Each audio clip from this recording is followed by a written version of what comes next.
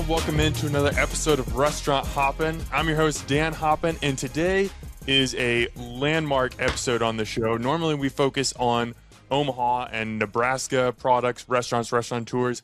We're going a little bit different today. Now, I want everyone to remember back in 2020 when we were all social distancing and we were all separated because of COVID. Everybody kind of had their thing, whether it was knitting or making sourdough bread. Like everybody had to have something. For my wife Sarah and I, our thing, we discovered Top Chef, and we binged all 16 seasons that were there at that point. And then we binged them all again because we were bored and we were absolutely hooked on the show. And there are so many great chefs and characters on those shows, but there was one mustachioed guy who was known for making pasta that just stood out to me so much from season 15, and then he came back in an all-star season later. But that would be Joe Sasto. I mean, he needs no introduction, but he has nearly 500,000 followers on Instagram. He has 2 consumer packaged goods. He's a staple on Food Network shows as both a competitor and a judge. And somehow he's on the podcast today. This is incredible. Joe, thank you so much for taking the time. Welcome to the show. What's going on, everybody? How we doing? Happy to be here. Omaha, Nebraska. I gotta ask you, Joe, because I just totally shot my shot. I just sent you a message on Instagram and I was like, hey, this is who I am. Would you want to come on my podcast? When you get a random message from a guy from Omaha, what popped into your head? Gosh, that's a good question. Nothing necessarily popped in my head. I mean, you started this whole conversation by talking about 2020 and COVID and how that kind of like changed things for a lot of us, obviously.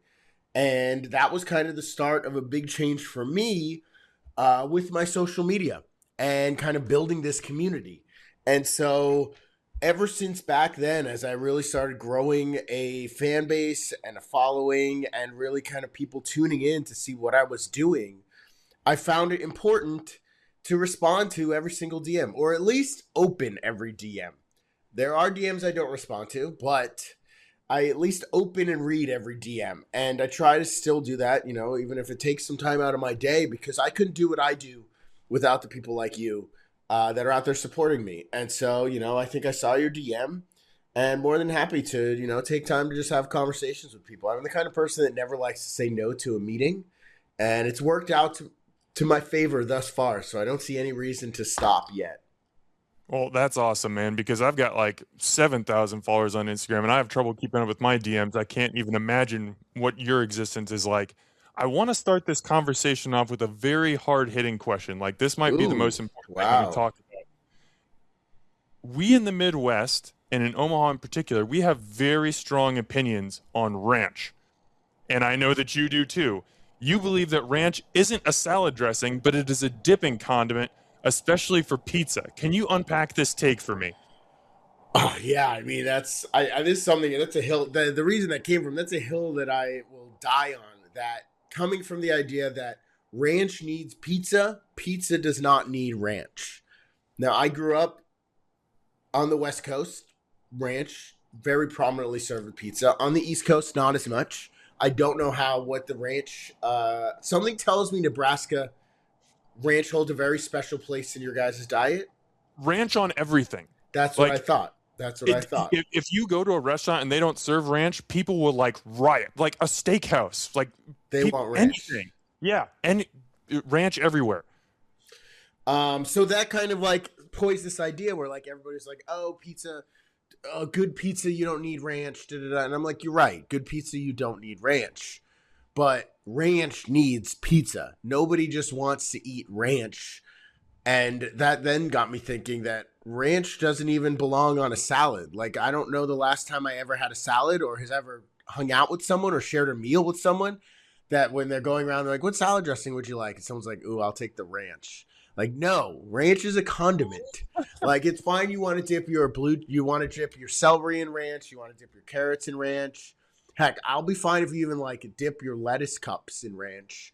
But like to toss an entire salad in ranch, like ranch just doesn't seem like a salad dressing. It's a condiment.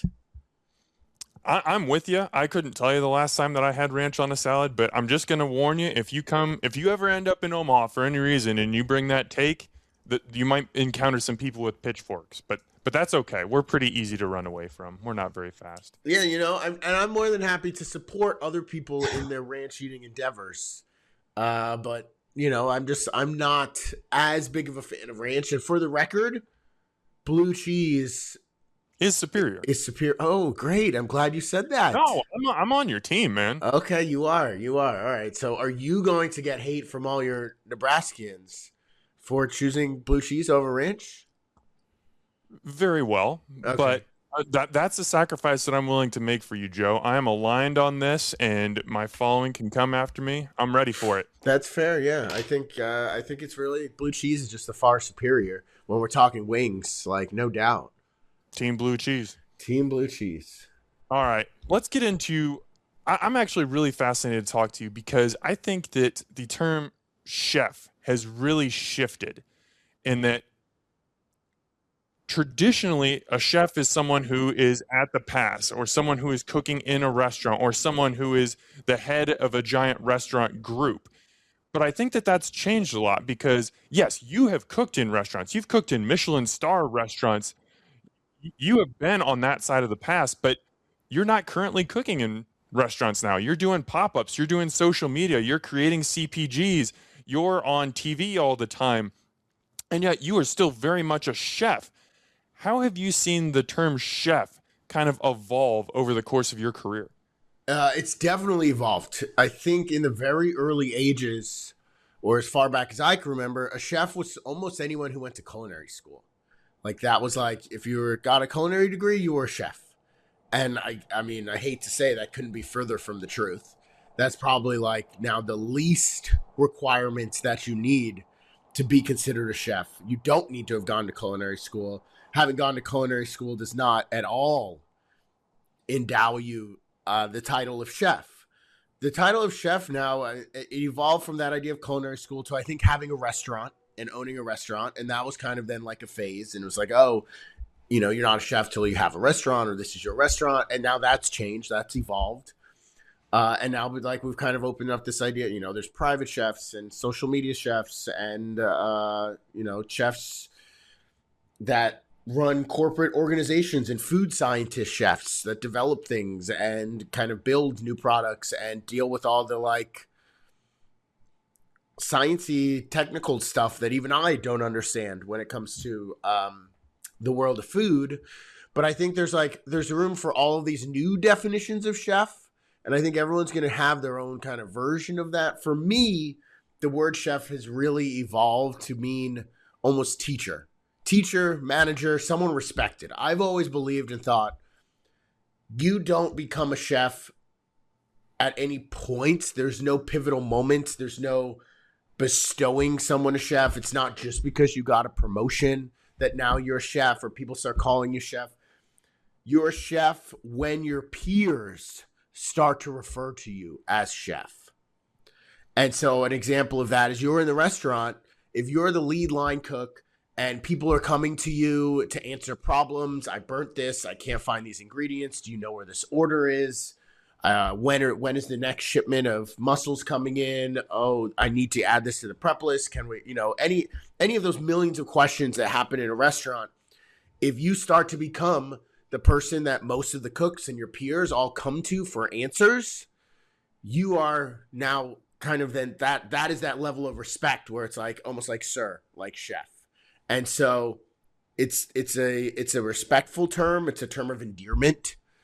And now it's almost evolved to the point, especially you watch shows like The Bear, where they call everyone chef, from the dishwasher to the host to the line cook to the actual chef. And I have no problem with that. I have seen plenty of hot-headed chefs on podcasts get very upset at the idea of anyone and everyone being called chef. And I think in a restaurant environment, that's totally okay. It's a respectful term. It's kind of putting everyone on the same level playing field where the dishwasher is just as important as the person creating the menu. They're both chef because it's almost like using the word sir or ma'am or being respectful to the group. Now, where I think it gets really convoluted and the term chef has gotten watered down is Instagram chefs, private chefs that are all influencer chefs that are kind of using that word chef to replace the word cook because they've never ran a kitchen. They've never operated a restaurant. They've never managed a team. And I think those are all important Leader, things. like you said. Yeah. That at the end of the day, chef's like, a manager, a leader. And just because you can cook really well doesn't necessarily mean you're a chef, especially if your peers are not calling you that or your peers being other chefs. So it's a very complicated, convoluted, ridiculous nomenclature and system that, restaurants have in general. And sure, it could be outdated. Sure, a million other chefs could tell me I'm wrong. But I guess that's my take on it. Is, there are a lot of nuances to it. At the end of the day, it's a level of respect. It's a respectful term. It's equivalent to saying sir or ma'am. And so I don't expect anyone to call me chef when I go to events or I go to places or I show up at someone's house to cook. I'm Joe. I'm just a cook. At the end of the day, we're just cooking food. So I think it's important to remember that titles are just that. They're just titles. How good are you at what you do really? That's what should really matter.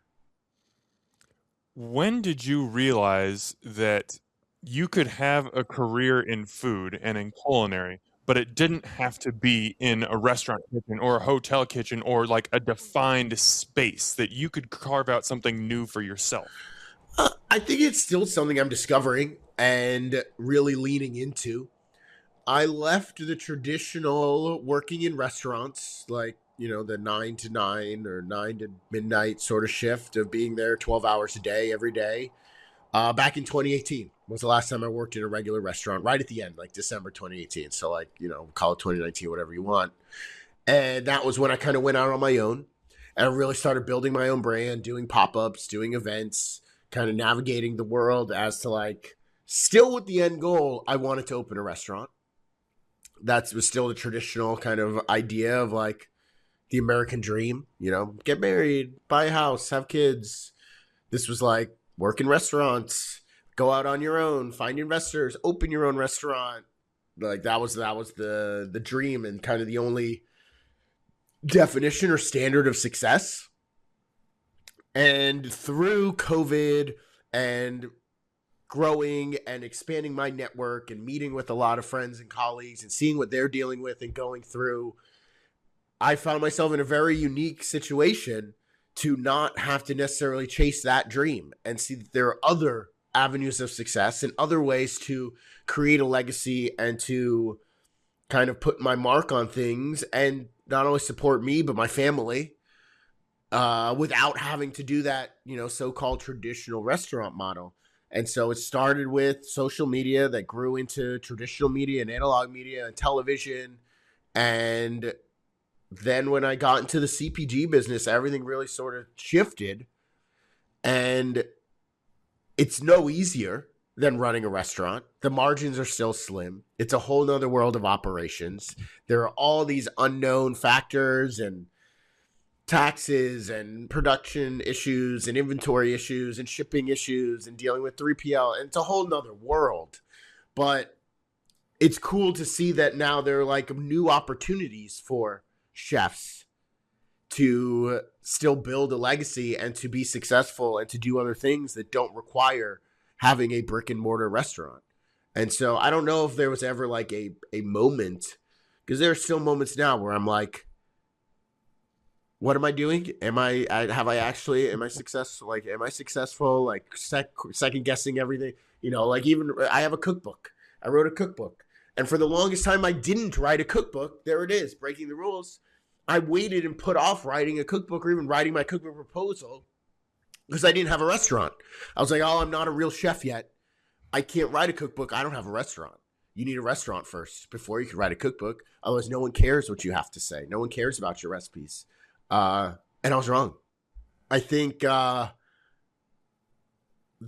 fact that there are so many people out there that want to see what I'm doing and cook along with me and are interested in what I have to cook, it just goes to show you don't need a restaurant to be successful in this world anymore. What do you do when those doubts arise? When you say, I'm not a restaurant chef, I can't write a cookbook, or I've done 87 versions of focaccia, do I really need to do an 88th? Like, do people care about this content? Like, how do you overcome those doubts when they arise in your head? I think twofold. One, surrounding yourself with people who believe in you. My wife, my best friend Sean, two like very big proponents of everything that I do, that are always like they're supporting me or telling me how great I am or how cool this is that I'm doing, or to like keep going. And then also just to kind of have that sure, everyone has self-doubt and everyone feels that imposter syndrome at any possible moment. It's, no one's immune to that.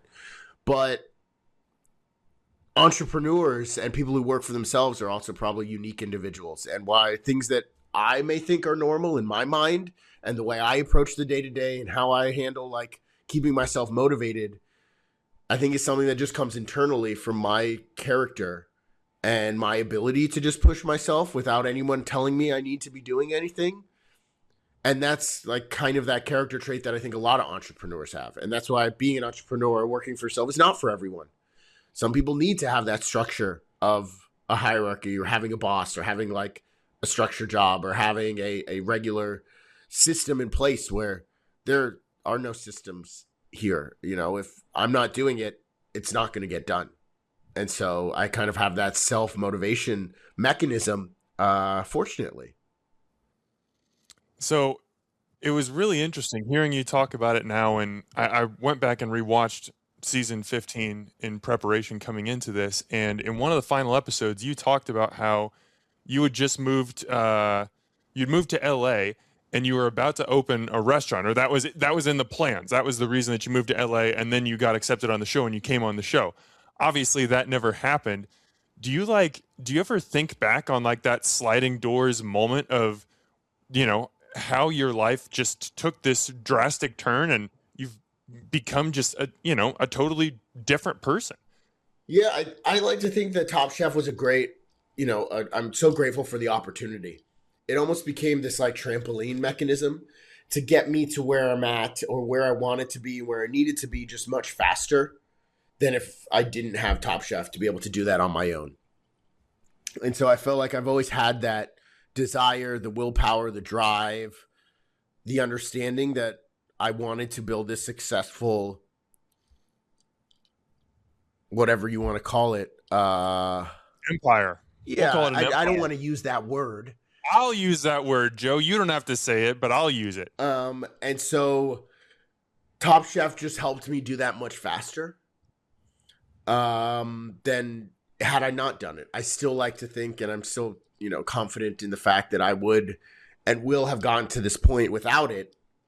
It was just a great opportunity to be able to do it so much more quickly. When you look back at your time on that show, specifically season 15, because I don't want to get into Brian Malarkey's shenanigans on the All-Star season. Yeah. What is like your lasting memory of that experience? I think the biggest takeaway for me was helping it. It really helped define my culinary voice and who I was as a chef and what mattered to me as a chef. Because up until that point, I have never been the executive chef or the one in charge, the one making all the final decisions. I'd always been the number 2 or the number 3 at all the different restaurants I worked at. And so whenever I had an idea for a new dish, or I was creating something or putting something on the menu, I would always have to present it to someone or get it approved by someone.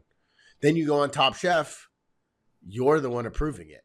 There's no like safeguards, rails, or anyone else to bounce ideas off of, or anyone to tell you, no, that's too much, take an ingredient away, or, oh, that doesn't make sense, or why are you doing this? Those two flavors don't go together, or what story are you trying to tell?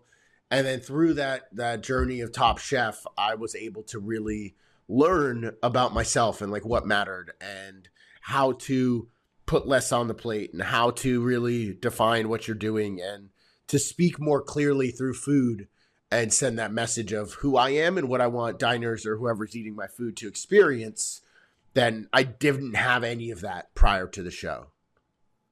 That's so interesting that you say that, because I was actually listening to a podcast recently that Adrian Cheatham was on, who is another chef who was on that season, and she was talking about a really big struggle for her, especially early in the season, is when a challenge would be presented, she would kind of default to dishes that she'd made in the past, whether that be an Eric Repair dish, a Marcus Samuelson dish, someone that she worked for. And Yes. that wasn't working on the show because it wasn't her food. And she kept getting knocked for it and knocked for it and knocked for it. And towards the end of the season, she really leaned into, hey, I just need to cook Southern food, the food that I know, the food that I love. And that's ultimately what got her to the finale. Do you agree with that sentiment? Yeah, I mean, I think that explains it perfectly. It's really that idea of what is your voice? What do you want to tell? Like I grew up watching Next Food Network Star, Mm-hmm. and I remember one of the things the judges would always like hammer into these contestants were, what's your culinary point of view? What's your POV? Yep, your POV. What's your POV? What's your POV? And why they never said that on Top Chef, that's really what a lot of the feedback was like, why are you doing this? And they're like, now it's funny. The more you compete, the more you learn how to cook in a competition setting is very different than how you cook anywhere else. It's like playing a sport. The way that you play or swing a baseball bat is not, when you're in a league playing against another pitcher, is not the same way you swing a bat when you're, tossing a ball with your kids or with your friends or at, warm up practice. And so, cooking in a competition is very similar. And so I've learned through experience now, having done so many more cooking competitions, how much the story and what you're cooking and how it all ties together and what you're trying to say can make a big impact on the judges, especially when it's not blind judging. And so, for example, they're like, oh, we'll make a weeknight, a reinvented classic of your mom's dish or something, a family staple that tells her, and it's like, they don't know what you ate growing up. They don't know who your mom is. And so you don't need to be so confined as to like, I can only make this, or, oh, my mom never cooked, or whatever it was. It's all part of what you're putting in front of the judges and how you're presenting that story, and just being confident in it. It really changes your whole perspective on competition cooking, where, yeah, maybe you didn't have this every Sunday. Maybe you would have loved to. And so you tell that story. And so that, at the end of the day, it's the feelings, the emotions, the story, and how you're telling that through the food that matters, I think, a lot more than like trying to do something you've done before, or because that's a dish that you learned while you're working at Le Bernardin. That's really interesting. Now, I think a lot of your followers or fans, if you ask them, hey, what do you think my POV is? I think you'd get a lot of responses about pasta for sure. Probably a good deal about focaccia, maybe some even about dessert. But I know that you are more than just a master of carbs. And in fact, like, you're proficient at pasta, but that is not one of your favorite things to eat. You like nachos and wings and tacos more. What is Joe Sasto's cooking POV? I cook elevated stoner food. That is my culinary POV. I love that. I think that's the easiest way to say it. Elevated stoner food. I really like to tap into nostalgia and this idea of dishes that people can relate to, but presented in ways they may have never seen before, whether it be the combination of textures, the combination of dishes. I mean, for example, here's a good one. I was just in Idaho for a food and wine event, and Idaho, we all know and love it. And I did a version of tiramisu, but I called it Idaho tiramisu. And so I made like the regular egg yolk zabaglione with the amaro and the egg yolks and the sugar all whipped together, folded with the mascarpone cheese. So you had this like really fluffy, eggy, sweet custard. And then like in a big, nice coupe martini glass, a big scoop of that, a big pile of salty, warm French fries, and then a drizzle of coffee, amaro, caramel, and a dusting of cocoa powder with espresso powder. And so all the flavors of tiramisu, but done through like this Idaho lens, because we're using potatoes. We're in Idaho. No one's expecting me to serve French fries for dessert. And then it's still something, though, as outlandish and wild as that idea sounds. As soon as people eat it and see it, they're like, oh my God, this reminds me of like French fries in a Wendy's Frosty, or French fries in a milkshake, or oh, it's all the flavors of tiramisu. I've never thought of this. Is so fun. This is so interesting. That stoners can relate to it. To people who, come from the world of fine dining, it makes sense. It's fun, and it taps into all those emotions that I think food is capable of doing through the power that it has. And so that's the type of food that I get excited about and I like to cook. That makes me think of the last season of Tournament of Champions, which is the competition show that Guy Fieri hosts every year. It's very intense with the randomizer and everything. And you decided to make a burger in one of your battles. And as it's happening, I was just like, in my head, I'm just like, no, because I'm rooting for you. Obviously, I love everybody on that show, but I'm rooting for you. And as soon as you said I'm going to make a burger, I'm like, these judges are used to seeing like these really elevated curries and like plated dishes and steaks and everything, and he's going to put a burger in front of him, and you won with a burger because you made stoner food and you made it amazing. And so yeah, it absolutely works. That's a great POV to have. Yeah, it works. And I mean, I think in that setting too, it really comes down to when you're doing that competition, at least in my experience, right away if you're going to win or lose based on like the feeling you get and the way your mind works. As soon as that randomizer lands, you either know what you're making and you're like, it's right in front of you, and as if clear as day, as if it's like it says, make a burger and French fries, or you really are not sure and you're struggling the whole time and you don't have a clear dish. And every time I've won, it's been that way where I'm like, this is what I'm making, duh, and I win. But as soon as I get to that round where I'm like, oh, I could make this or I could make this, and you're kind of like torn in two directions or two worlds, or nothing jumps out to you immediately, that's when you start to struggle. And that's when you inevitably lose, because it's such a tough competition. You have to be that confident in your food right off the jump, or the other person's going to beat you. Now, you are a veteran of cooking competitions. Now, you've been on Top Chef, TOC, Chopped.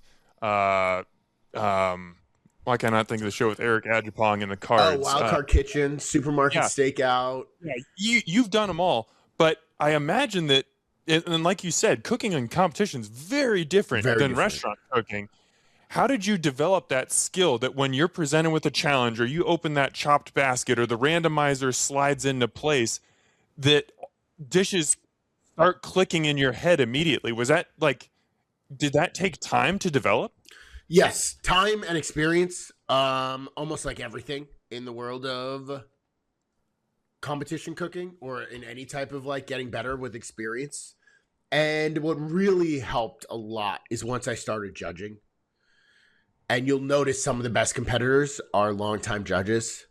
That's not an invalid correlation, because the more you judge, the more you realize what judges are looking for and what it's like to eat a cold dish 30 minutes after it's plated that's been sitting there, and the types of flavors that really stand out and are powerful and impactful. So at the end of the day, judges are eating a shit ton of food. And so you can't make a really nuanced dish that requires you to eat the whole thing to get it. That won't work in competition cooking. That would work on a tasting menu where you're exploring, and as you get through the fifth and sixth bite, and you're wiping the plate with the final piece of squab, and the beet connects with it, and it's that works in a tasting menu. That does not work in competition cooking. Competition cooking needs to hit you over the head with salt, acid, spice, freshness, texture, all in one bite, because you'll be lucky if the judges take 2 bites of your dish. And so you're essentially cooking for someone to take 1 bite of your food and not eat your whole plate. And so once you kind of tap into that idea, it really changes on how you plate, how you season, how you put your whole concept together in your head. After you start judging, it all kind of comes together. I want to get back to competition cooking if we have time later, but I definitely want to give some plugs to this bad boy, Breaking the Rules. This is your cookbook. It came out earlier this year. It is fantastic. It is far more than just pasta. There's great pasta recipes in here, but there's all kinds of fun stuff, and a lot of, now that you say it, a lot of elevated stoner food. I can totally see how that influence is in here. But I want to start here. You hate the word tradition when it comes to food. Why? I think it's such a bad word in the sense that it doesn't allow for evolution or change or anyone to put their own creative take on something. And that's not to say there shouldn't be any rules or that there's no such thing as traditional, but the idea of tradition is just something that's done over and over and over and over again in a confined, almost vacuum.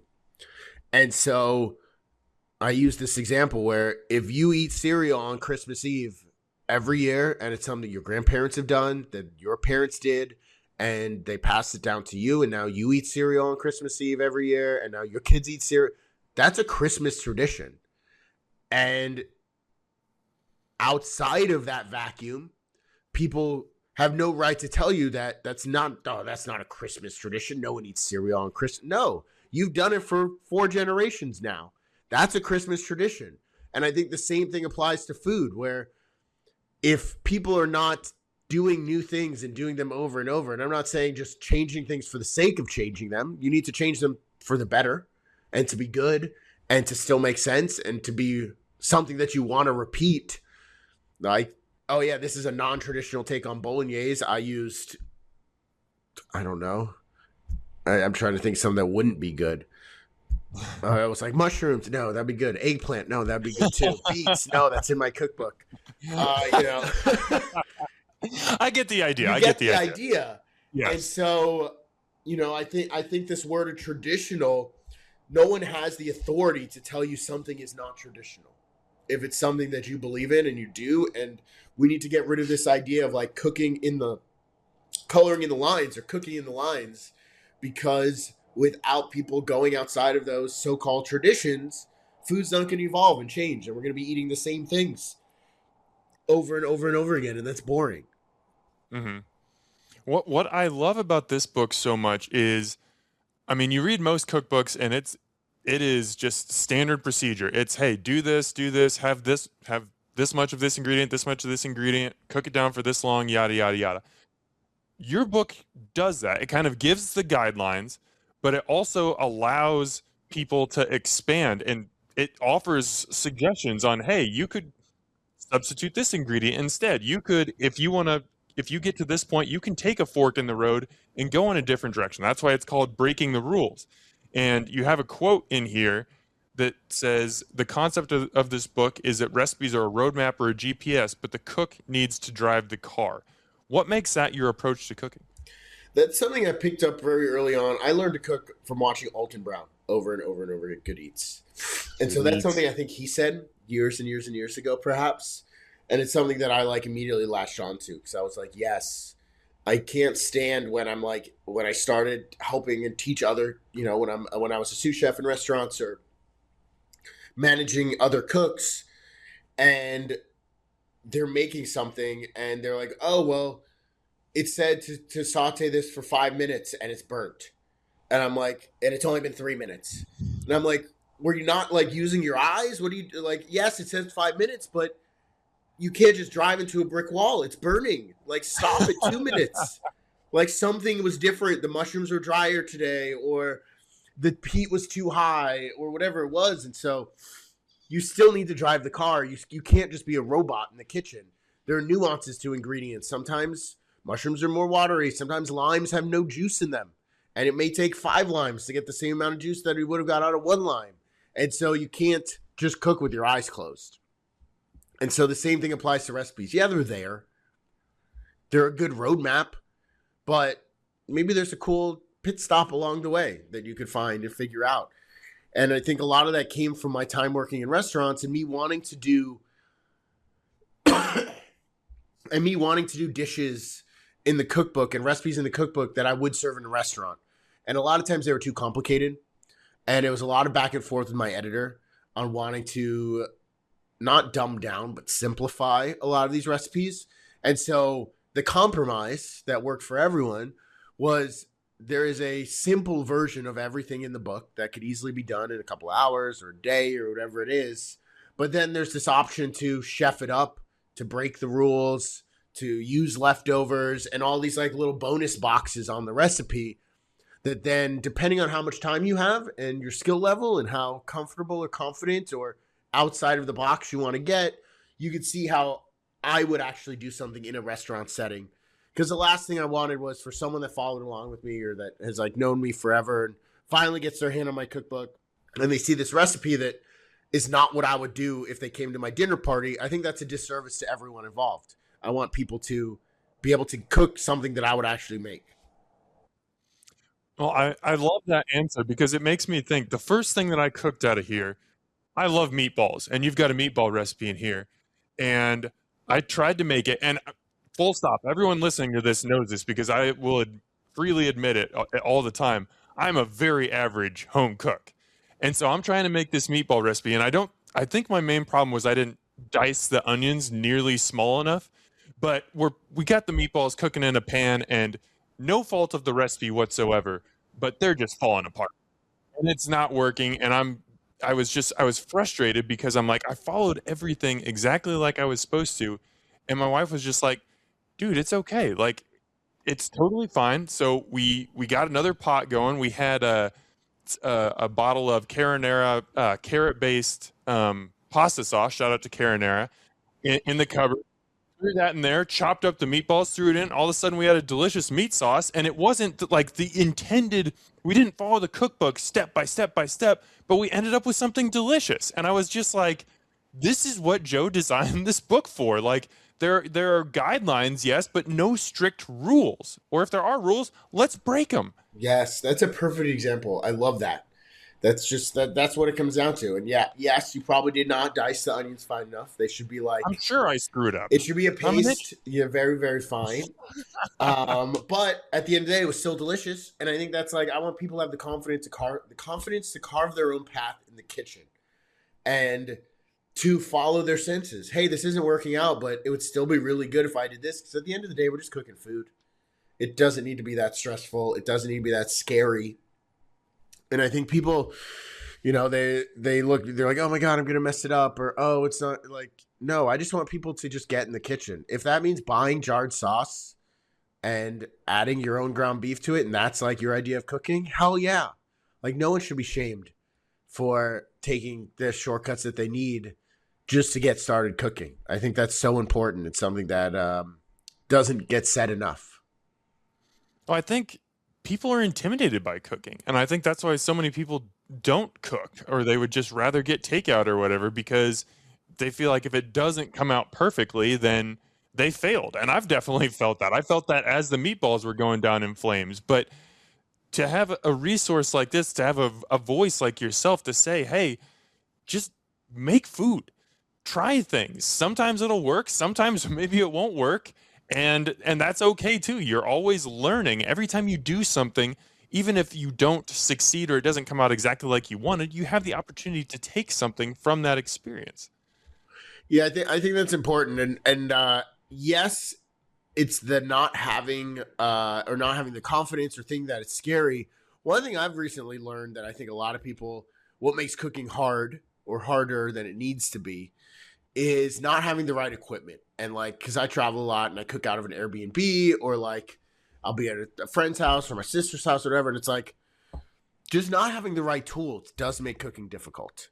And I'm not saying that like you need to have the most expensive cutting boards and knives and pots and pans.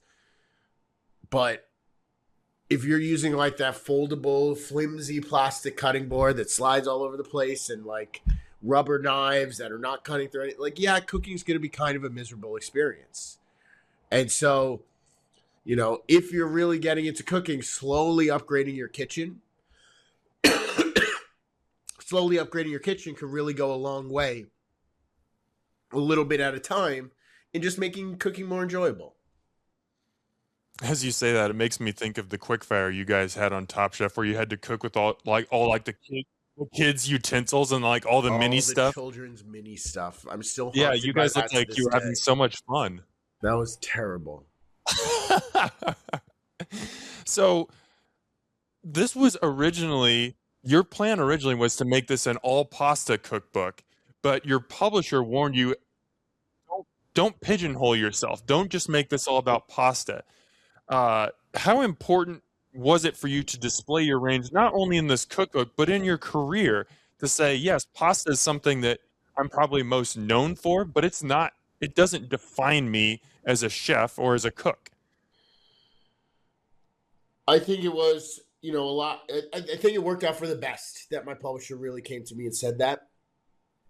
And because when I went out to write the cookbook, I wrote the proposal as if it was going to be a pasta book, and three publishers bid on it for me to do work with them on making the book, and only one of those three, the one I ended up going with, gave me that kind of like you said, I'm known for so much more than pasta. Why don't we do something else? And I'm so glad that we did. One, I couldn't imagine writing a whole book on pasta now after seeing like the new books that Missy Robbins and Mark Vetri came out with. Like, I know everything there is to know on pasta. Those people really know everything there is to know on pasta. So, I don't want to have to go against them when it comes to writing a pasta book. And two, there's just so much more out there. It definitely doesn't pigeonhole it. It makes it more accessible to everybody and more exciting for everyone to get in the kitchen and cook. I want to go back early on to your career. You were not planning on being a chef. You went to UC Davis, majored in communication. Your mom did not want you to go to culinary school, and you didn't go to culinary school. What was it that kept drawing you back to the kitchen? How did you end up in cooking? It was something I always fell in love with. I mean, I was just drawn to it. It was always where I wanted to be. I love food. I'm a fat ass at heart. Like, I want to be around food. I love to eat food. I'm always thinking about the next meal. I'm thinking about the last meal. I'm thinking about 4 meals from now. I'm thinking about where I get to go eat this summer. Like, I'm always thinking about food. And so having the opportunity to be in a position that I could get paid to be around food and have a career around food, like, nothing sounds better to me than that. If I won the lottery tomorrow, that'd be great. I'd still be cooking. I wouldn't just stop cooking because I have money now. Like, I'm not cooking for the money. I'm cooking because I love it. I love being around food. I love hospitality. I love cooking for people. I love seeing people's faces when they take a bite of something and their eyes light up and they like the eyebrows raise. It's just like, those are the moments that I chase. And I'm fortunate enough to be able to do that every day, where I know some people spend their whole lives trying to figure out what they want to do when they grow up. What was it about a visit to, and I apologize if I butcher the pronunciation of this, but I believe it's Trois Gras, a restaurant in Europe. What was it about a visit to that restaurant that changed your perspective on food? Where did you know about Maison Trois Gras? See, I knew I was totally mispronouncing it. Joe, I did my homework. This is a I big don't even deal. remember the last time I talked about that. I don't think I've ever mentioned that place to my wife. I believe that was on Food Network Obsessed. You did an interview in like 2020 or something, but I went back and listened to it. Yeah, so, I mean, to bring everyone else listening up to speed, Maison Trois Gras is in... Where the hell is it? It's outside of Paris, small little town in France. I want to Google it now, but 3 Michelin stars. My first 3 Michelin star meal. Me and my brothers were backpacking through Europe, and I'm looking it up. Restaurant Trois Gras Les Bois. It is in France. Oh, I can't even pronounce French. French, Ouches. We took a train to this little restaurant, and we only ate lunch there because 3 Michelin stars. We were backpacking through Europe, but I wanted a 3 Michelin star meal. I don't even remember which one of my chef friends had told me like this was like one of his favorite meals of his life, but it was like the dad had held 3 Michelin stars for 20 years. Then his son took over the restaurant and had Michelin stars for like 10 years, 3 Michelin stars. And then like they decided to give them all back because they didn't want Michelin stars anymore. And they just wanted to cook. And there's like this whole story with the family and everything, but it was the first time where, you start the meal in multiple locations. You start it in the garden. You have a couple bites out there. Then they take you in through the kitchen and you walk through the kitchen. I think it was like one of my first times being in one of those like all white kitchens. It's quiet, proper. Everyone's like perfectly cooking everything silently, side by side, like very militaristic. And then you have a bite in the kitchen, you meet the chef, then you go out in the dining room, and then you eat your whole meal, and then they move you to another like lounge room for you to have your final little snacks. And by the end, this is like, oh God, it was like 3 of us. I think maybe it was like we spent €1,600 or something for lunch, which is crazy when you're at any age. And so I just remember that being a very meaningful meal. One I was sharing with my brothers, but also the first like 3-star meal where I got to see that side of fine dining. And I came back then from Europe, that trip, and immediately know like, okay, I want to go chase these Michelin stars. Like that's what I want to work in, that type of environment. I want to work in that type of kitchen. I want everything to be perfect. I want to cook with tweezers. Like I just loved that idea because at the time I was cooking like pretty high volume. We were doing like 600 covers for dinner, 200 covers for lunch. You look at restaurants like that, they're doing like 20 covers for dinner, 20 covers for lunch. And so what you're able to do is obviously very different when you're only cooking for 20 people versus cooking for 200 people. And so that was it was a meaningful meal for multiple reasons. I don't think I would go back if I had the opportunity, just because there are more. I wouldn't want to waste another 3-star meal at somewhere I've already been. Not because it wasn't good. It was very good. It was memorable. But yeah, wow, what a crazy callback. Oh, I'm glad I could take you on that trip down memory lane, Joe. And obviously, it did influence you because you went on to work in 2 kitchens that had 2 Michelin stars when you joined on, and then eventually earned 3. Which, I mean, you don't have to say it. I'll just say it. It was because a certain Joe Sasto joined the team, clearly. But you're in a completely different line of work now. You're wearing the shirt. You're repping Tantos, which is your brand. That's kind of a combination of pasta and chips. You've also got Ripi, which is your line of freeze-dried pastas. Not freeze-dried, frozen pasta. Frozen. I'm sorry. Frozen My brain ravioli. Yes, frozen ravioli. Absolutely delicious. How did you get into that world? Like with the world of CPGs, what opened that door for you? It started with Tantos. I was doing dinner parties, and these like I would call them pasta nachos, were the start of the start and ending of the dinner party. I would do like my own little pop-up event, and my dinner party I came with the word tanto si, which means so much yes in Italian. This idea of like sitting down with friends and food and family and drinks and wine and all the stuff coming to the table, and you're just like look around, you're like so much yes, like yes, yes, yes, yes, yes, yes, yes, yes to everything. And then my now like business partner, best friend Sean, came to like multiple like pop-up dinners. And after one of them, he was like, "Can I stay afterwards? I want to talk to you about these chips." I was like, "They're so good, right?" And he's like, "I love them. Can I?" He's like, "I'm an entrepreneur of sorts. I already have one successful business, but now I have some time and I'm looking to like start something new. Have you ever thought about packaging these?" And I was like, "No, I'm a chef. I don't know anything about that." And he was like, "Well, maybe we could do that. Let's talk about it if you're interested." And that was like the start of now Tantos. And it was his wife that combined Tanto C into Tantos. And just like you've heard of Fritos, Doritos, and Cheetos, today is the day you've heard of Tantos. And you'll never forget your first puffed pasta chip experience. We're available in about 2,000 stores nationwide now. We're in JetBlue. Our biggest win as of recently is H-E-B in all of Texas. And Shark Tank just re-aired again last night. And so you could find us all over the place. I'm bringing pasta to the people, one chip at a time. It was wild because you were very kind and you sent out a box of 4 of the different flavors to me to try and test them.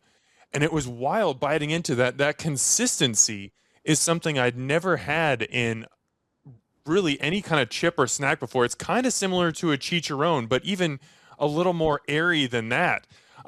Immediately, my wife and I were just like addicted. It's a fascinating product. I can't believe nobody's ever thought of it before, but you did it. You unlocked something really cool. Yeah, and it was not easy. I think when you go out and try to create a product and you try to want to get into this like CPG or consumer packaged goods space, There's different ways to go about it. And one route being you create a hot sauce or an olive oil or spice blend. And all those things exist. So you just kind of go out to a olive oil company or a spice company or a hot sauce company and say, hey, can you make my recipe? Sure. They make it. They put your label on the bottle. Easy peasy, done and done. There are no pasta chip companies out there that make pasta chips. And so figuring out that whole process was years in the making, hurdles and trials and tribulations that inevitably Sean was able to put together a whole supply chain. But it was a whole lot of development and research and product testing and changing the way that I did it when I was cooking it to how we were doing it in the commissary kitchen to now how we do it at a commercial scale to make, multiple semi trucks a month are all part of that process. But in order to create that unique puffy texture like you've never had before, a lot goes into it to do something like that. And it is just flour and water, the two basic building blocks of pasta. And nothing else like that exists. You can only puff potatoes and corn so many different ways before people want something new. And so that's where Tantos come in. I'm just going to give people a pro tip right now. Because Ripi, which is not freeze-dried, frozen raviolis, they're absolutely fantastic. They're it's like a restaurant quality ravioli that's ready in your home in like 3.5 minutes. I think you can see them. Where are they? There they are. There we go. Yes. There's the Ripi. We got the product placement. Go to Whole Foods, get a couple boxes of Ripi, go home, crush up a bunch of Tantos, throw those under the broiler for a couple minutes, and then use them as breadcrumbs on top of the ravioli. It's a game changer. I as much as I love Ripi, I don't think I can go back to eating them without that. Oh, they're so good, and I'm so happy with them, the way those came out and the way that came together. Because I travel a lot, I do all these dinners and food and wine festivals, and now having a product that I can serve and dress up and not have to be there 2 or 3 days early making handmade pasta and just be able to ship in the frozen ravioli has been a game changer. I've absolutely loved it. And now I can bring pasta to people no matter where I am. I got to go back to competition cooking real quick because I was watching an episode of Wild Card Kitchen recently. It just came out this season, and you decided to make an ice cream. You were making a dessert, and you couldn't figure out why the ice cream maker wasn't churning. And Eric Adjepong, the host, comes over, and he's like, "Oh, you got to turn it on, man." And I was just like, it was such a humanizing moment because it's so funny. Like my wife and I, we'll sit there and watch Chopped, and somebody's trying to make a risotto in 20 minutes, and we're like, no, that always fails. Like, you can't make a risotto on this show. It doesn't work. But in the heat of competition, your brain, I imagine, just goes to a completely different place. Can you kind of talk about that experience, especially when you first started competing, what it's like to just get thrown into the fire and have to figure stuff out like immediately? Yeah, a lot of different things to touch on there. I have not seen that wild card episode yet, but I heard it was a good one. I want to go watch it maybe after this. Where I was making ice cream, and you're right, I put it in the ice cream machine, and I just assumed there are two different buttons. One spins the internal mechanism, but then there's like a button you have to push for cold. And so I just put the ice cream in and hit the one button, and so the inside was turning, and I was like, oh, that's all you need to do. There's a button right next to it that is cold and turn. And so I guess the one is just for cleaning, where it turns and you put soapy water in there and it turns and cleans it. And the other one is for cold. And so, yeah, it's easy to mess things up. I think the hardest tool in the kitchen when you're cooking in a competition is always the food processor, trying to get the lid to line up right with the base and the blade and everything, because you're trying to go so fast and it only goes on one right way. And so that's always an issue. But when it comes to like getting into that zone and cooking in a competition, the best analogy that I recently saw, I was watching this freestyle rapper. His name is Harry Mack. I don't know if you're familiar with him. And he's all over YouTube and TikTok and Instagram, and he's by far one of the best freestyle rappers I've ever seen. And he like his whole thing is he goes around and he just like asks people in the crowd for like 8 random words, and he puts on a beat and does like some of the best like freestyle I've ever seen using all those words together. And I saw him talking on a podcast about like how it's done and how like rappers' brains, they go into like what's called the flow state. And they've done MRIs on rappers and him that are good at like this, and like their frontal cortex shuts down when they're into that flow state. And that part that shuts down is their self-judgment.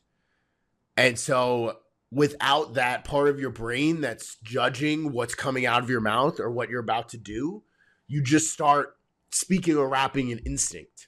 And I think competition cooking, when you're in that moment full of adrenaline and you're just cooking, you go into that flow state and that frontal cortex area turns off.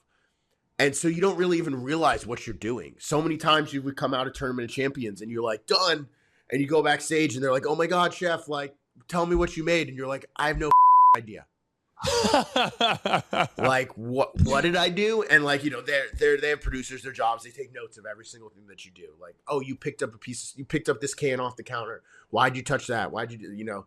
And you go back through the interview and talk through everything you did. And you're like, I did that. Oh my God, I didn't even know I did that. Oh, this is what I must have been thinking. And so like when you really get in that zone, it's like not just a metaphorical phrase of being in that flow state or being in that zone. You're really like becoming one with your natural instincts of cooking. And, you know, I bet musicians do it, rappers do it, chefs do it. I'm sure artists and painters do it. I'm sure there's like a lot of different categories you could, or professions you could find that happens. Hopefully not surgeons, but it was a very interesting analogy that I heard that I thought kind of immediately made sense to me. That's really cool. I'm glad that you shared that. Now, Joe, I could talk to you for hours. Like, you are fascinating. I have so many more questions that I could ask, but I know I have to respect your time. There are two more questions that I love to ask all my guests, and I want to get your perspective. The first one is this. What is something about the restaurant industry or the food industry in general that you feel like most guests or most people, you know, just normal people don't understand about the restaurant industry that you wish they did understand?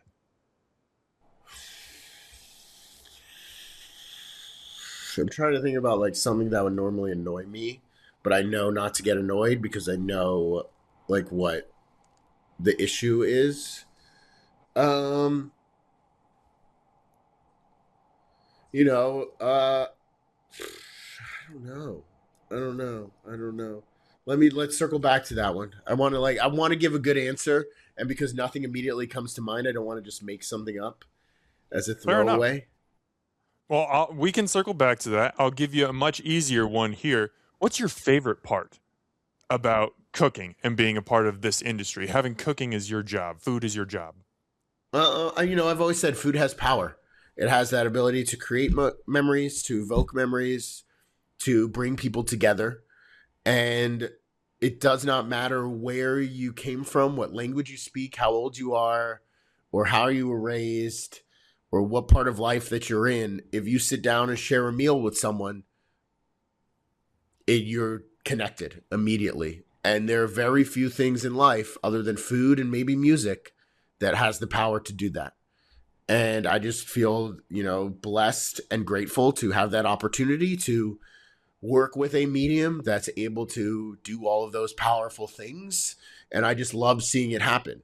The moments of people eating something new, of smiling with their friends, of making new memories, of cooking after they've lost someone and feeling connected to that person that they've lost.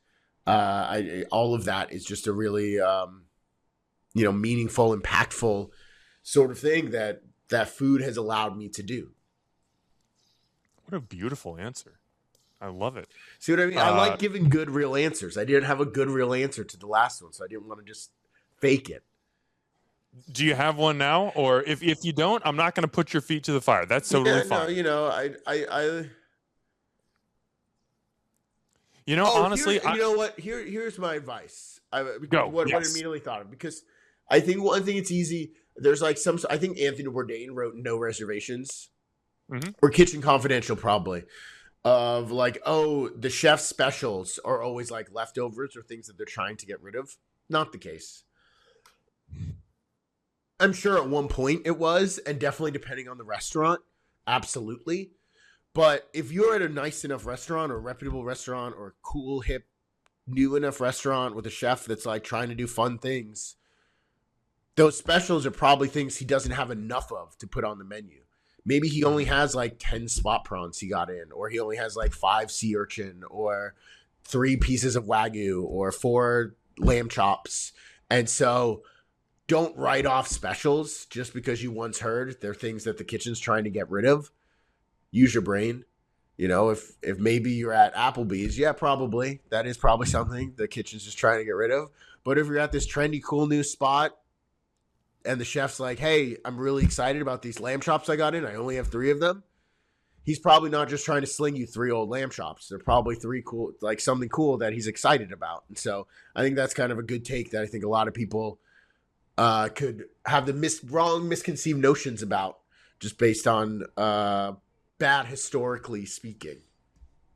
That's a wonderful answer. And what I love what you said about food connecting people is food connected us today, Joe. Like, think about that. Like, and I've never even eaten your food, at least not in person. I would love to someday. We'll see if that ever happens. But like, food brought these 2 people who are in Chicago and Omaha, Nebraska right now. We would never meet. We would never have an awesome hour-long conversation if not for food.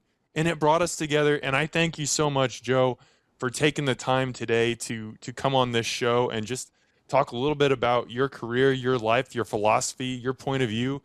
This has been fantastic. Honestly, a dream come true. So thank you so much. Thank you. Like I always say, I couldn't do this without people like you, everybody out there listening. You guys know where to find me, chef.joe.sasto. My cookbook, you find it on Amazon, obviously. There's links in my bio for signed copies that support a local bookstore here in Chicago if you prefer a signed version. And then you can try Tantos from Amazon and Ripi in Whole Foods. Fantastic. Joe, thank you so much. Omaha, as always, thanks for eating with us.